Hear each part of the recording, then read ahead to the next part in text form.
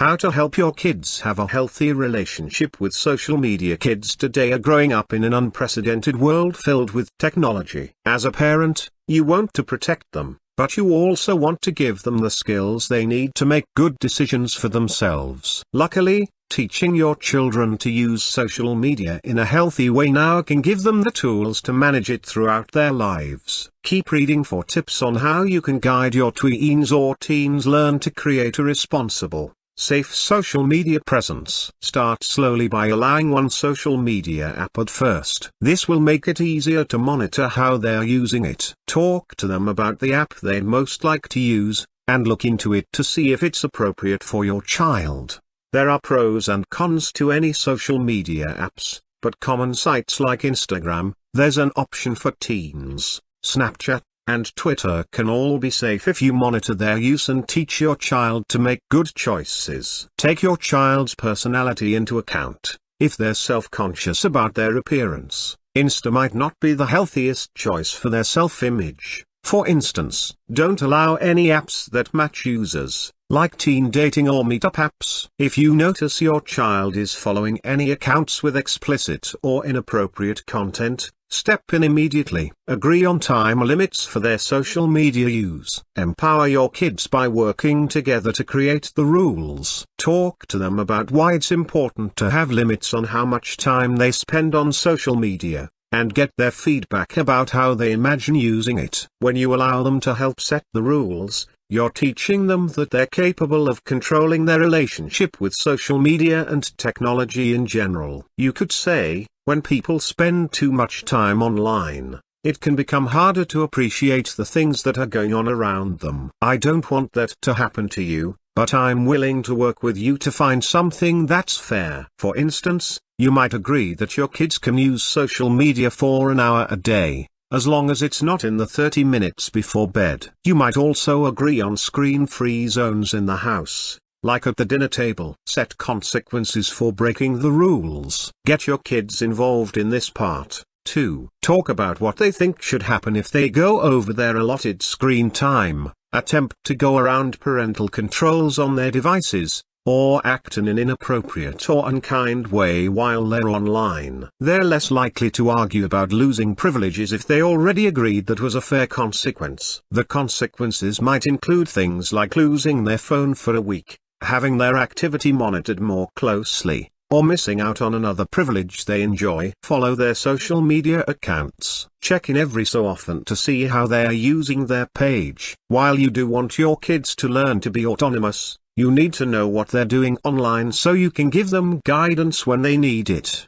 Get familiar with the apps and sites your kids are using, and create your own account so you can monitor their activity. If you see anything you're concerned about, bring it up in a calm, neutral way, then talk about the importance of making good choices online. Pay attention to the comments they post and receive. These can be big clues into whether your child is using social media appropriately, how they're feeling, and whether they're being bullied, or bullying someone else. Periodically check their browser history, as well, so you can see the kind of websites they're looking at. For added peace of mind, use monitoring software to keep an eye on what they're up to online. Help them find positive role models to follow. Fill up their feed with inspirational messages. You can't control everything your child will see on social media, but by helping them find accounts with a positive message, you can at least stack the deck.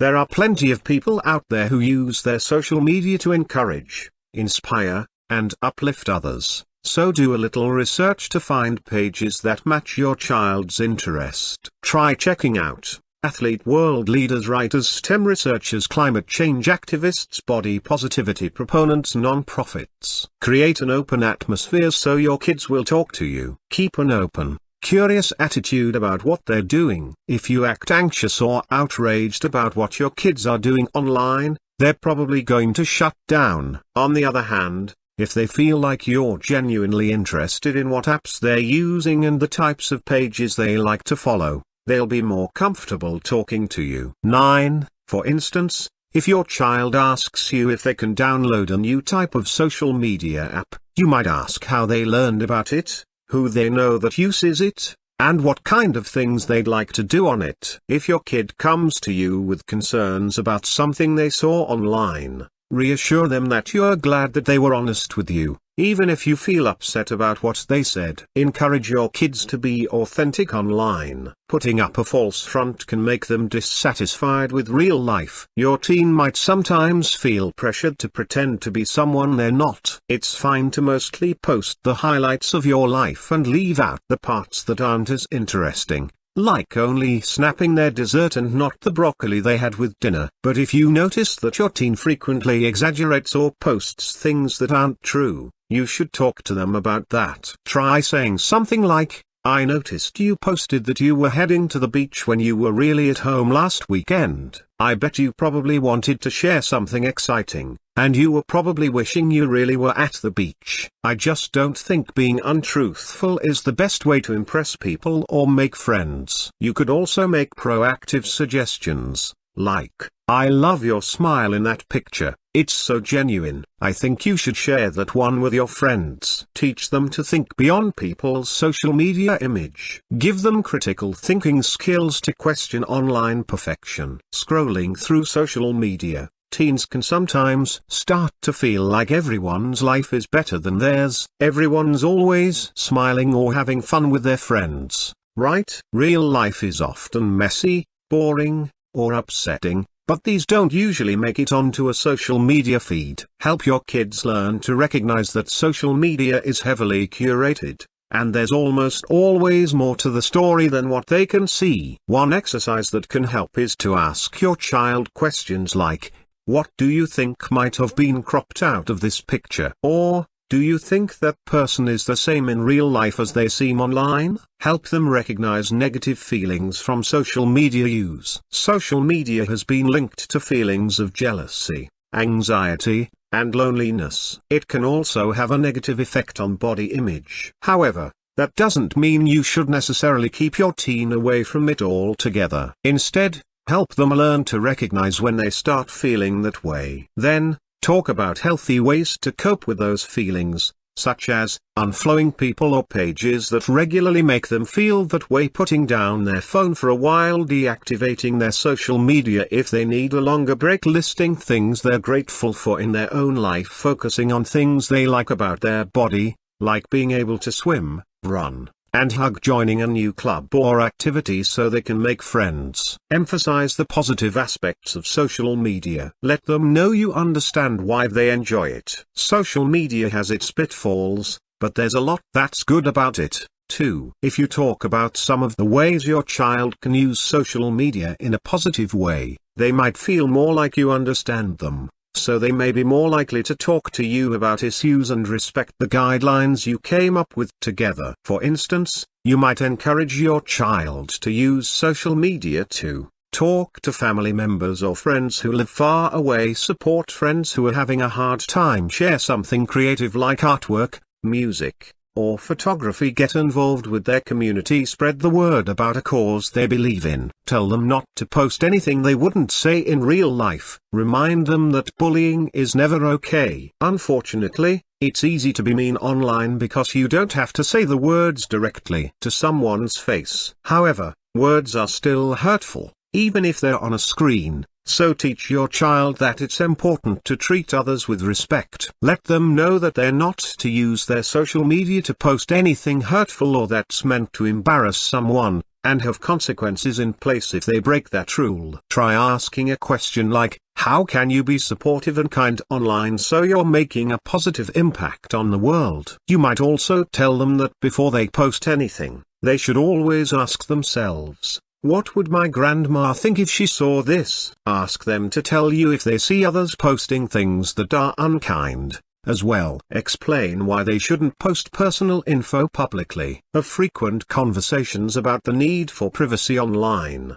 Tweens and teens might not realize the dangers of sharing things like their name, phone number, birth date, or school name on their social media profiles. Use age-appropriate language to explain why they need to keep their personal information safe, and have very clear boundaries about what they can and can't share. For instance, you might say, "I know you're excited about our vacation. but remember not to post about it or share any pictures until after we're home. It's not safe to share that our family will be out of town for a few days. Double check the privacy settings on their social media accounts to make sure their personal info and posts can only be seen by friends. No matter what app you use, if there's a geotagging feature that shows the location that pictures were taken, turn it off. Consider making a rule that your child can only friend people on social media if they know them in real life to help protect their privacy. Discuss how their online presence could affect their future. Help them think about the way they're presenting themselves. Kids often don't realize how inappropriate photos, mean-spirited comments, and careless language can affect them later. If you see that they've posted something that concerns you, ask them to look at it through the eyes of an admissions counselor or hiring manager. Also, teach them that even if they delete these things later, there's always a chance that someone could screenshot it, so it could come back on them later. When they're old enough for the conversation, talk to them about the dangers of sexting. Let them know that in addition to their embarrassment if their messages or photos got out, if they're under a certain age, they could actually get in legal trouble for sending explicit pictures online. Be honest about the dangers of online predators. Help them understand red flags and what to do if they see them. It can be hard to talk about something as uncomfortable as sexual predators, but it's an important part of online safety. Make sure your child knows that if anything ever makes them uncomfortable, no matter how small it seems, they should come to you right away. Talk to them about other types of behaviors they should watch out for, as well, like someone they don't know asking really personal questions or pushing them to send photos. Be really clear about the fact that sometimes online predators pretend to be much younger than they are as a way to make kids feel comfortable sharing information with them. Explain that's why it's important for your child to only talk to people they know in real life. Use news stories and anecdotes as teachable moments. Sometimes it helps to have an outside source verify what you're saying. As an adult, you know that there's a lot in the world that you need to protect your child from, but it can be hard to convince them of that. You don't want to scare them, but you do want them to know that danger is real.